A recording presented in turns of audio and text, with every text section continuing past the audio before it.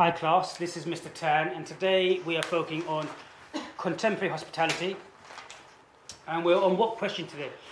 4.2. So we're on 4.2, and 4.2 says what?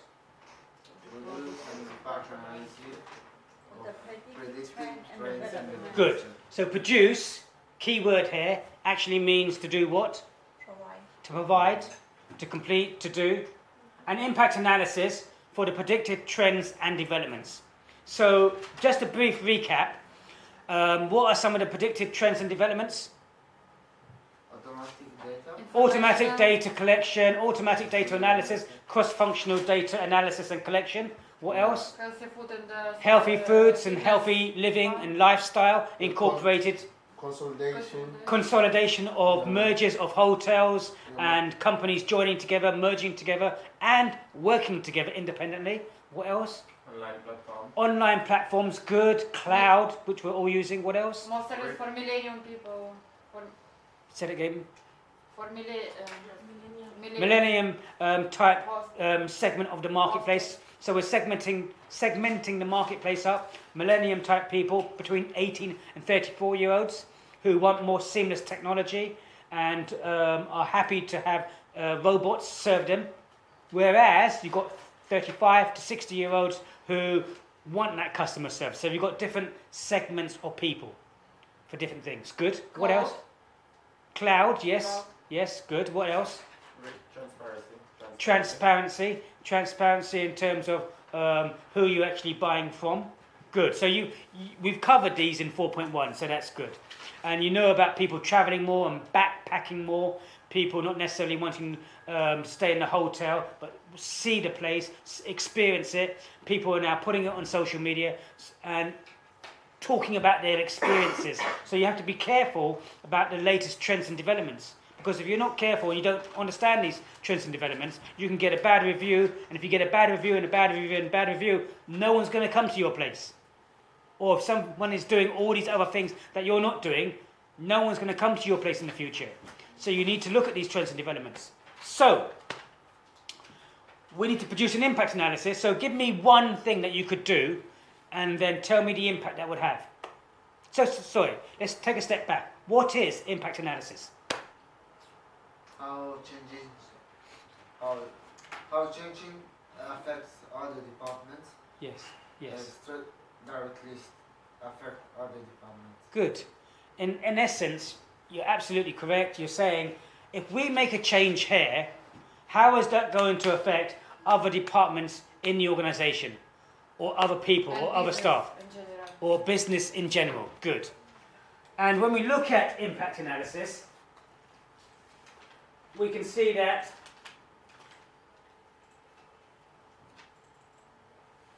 impact analysis is about understanding the possible implications of making that change, number one. Number two, it's about identifying all the files, models and documents that need to be modified, added or changed. And number three is to identify the tasks required to implement the change.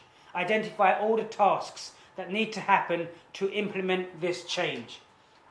And estimate the effort needed to complete those tasks. So if we talk about, what did you say your automated data collection and automated data analysis. So tell me, what who else is this going to affect in the organisation? We're talking about HR. So you're saying it's going to affect HR. Why? There's going to be more training coming in HR. Good. So if this technology is going to come in, then you're going to need to train the people to use this technology, your staff. Yeah. But who else? But HR is also going to employ maybe the specialist IT people to actually incorporate this into your organisation. Yes. So you need IT people. If you don't have an IT member of staff, then you're going to need to employ an IT member of staff in your organisation who can look after this. Yes.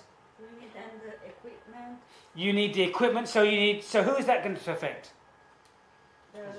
The finance department, because the finance department is going to need to make sure that once you've quoted and you know how much it's going to cost, exactly how much the finance department is going to have to raise to get the money to buy it.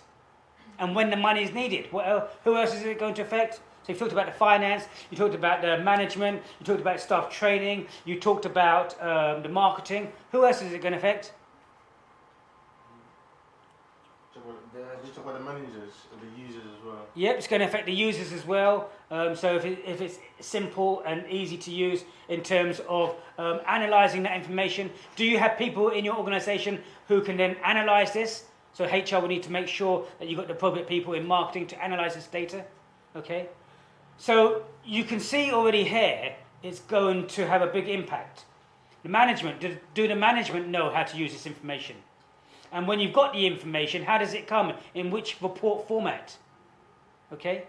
So, and what would be the stages then in terms of trying to implement this? What would be the stages? What would you do in terms of implementing this? Stage one would be to what? To do the training, you know. Stage one would be to understand exactly what data is needed. And to understand what reports and information is going to give you. Then, the next stage would be to perhaps look at the equipment that you need. The next stage would be to work out how much the equipment is going to cost you. The next stage would be then to look at purchasing this equipment and how long it's going to take. At the same time, you would need your HR department to know who's going to implement this into your company. Is it going to be an outside consultant, or is it going to be a member of your own staff? And how long is it going to take? Once it's implemented into your system, who's going to look after it? Manager. Okay, IT manager perhaps. And what reports are you going to be able to produce? Once you have the reports, who are the reports going to go to? Because we're talking about automated data, using the data, yes? IT specialist. IT specialists, yes. And then obviously this information would go to marketing. And then marketing would obviously use this information, wouldn't they? Also, when you're collecting this information in terms of data collection, you need to make sure that your staff in the hotel can use this technology as well. So you would have to have staff training. The management would need staff training in terms of knowing how to use this new technology. Yeah? You would need to produce more documentation and paperwork. Do you see all the things that you would need to do? Does that make sense? Yeah. Yeah. Okay, someone give me another example. Give me another example. Yeah, healthy food and Okay. new fitness and spa trends. So let's say you want to, in your hotel, now, because one of the predictions and trends is for healthier lifestyle. So then if you wanted to change your menu and have a healthier menu and also offer a gym facility with other classes, what would be the impact on the hotel, please? More staff. Okay, so you would need more staff, but what type of staff would you need? Tell me. Specialists. Specialists in where? In this healthy food. In healthy food, the chef to cook the food. Nutritionist. Who else would you need? PT like me. Fitness trainer. Personal trainers who are qualified with experience. Who else would you need? Equipment. Okay, so in terms of people, so Ah, who's going to look after, who's going to employ those people? HR. HR department. So the HR department would need to be involved. So that's going to have a ripple effect if you implement this to the HR department. What else? Who else is it going to affect? Marketing cost because need produce new. Okay, let's take a step backwards. It's going to affect the finance department. The finance department to buy new equipment for the kitchen. Yes. The finance department to build the swimming pool and the spa. And also to determine if you have the space. You need the legal department to get planning permission if you have to build a new swimming pool and spa. To produce the plans and to go to the local council to get planning permission to build something else on your hotel if you don't already have it. Do you understand? What else do you need? You need the finance to determine if you've got the equipment in the gym. And so the finance department needs to make sure all this happens. And then after you've got all the equipment, you need to have a plan in terms of knowing how and scheduling it in, when all these things are going to happen. And then You need the right number of staff in the gym, staff in the spa, staff in the restaurant. And the HR department will need to employ those people with the right qualifications, with the right experience. Then And after any promotion. Then you need the marketing department involved to produce this and market this. But then you need to also let the manager know exactly what's happening. How much time will it take? How much more time will people need? Do you need to pay them for overtime? Do you need to pay them extra? You've got new staff, you've got new wages, you've got new administration. The administration needs to know. Administration in terms of all these new staff.